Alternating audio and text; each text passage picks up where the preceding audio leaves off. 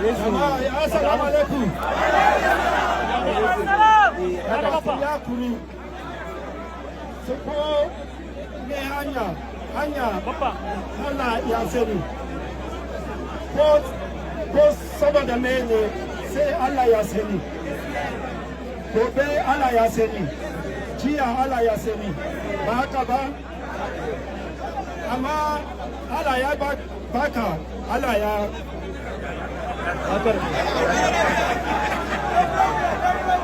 Allah ya doka baka ba to wallahi zai samu justice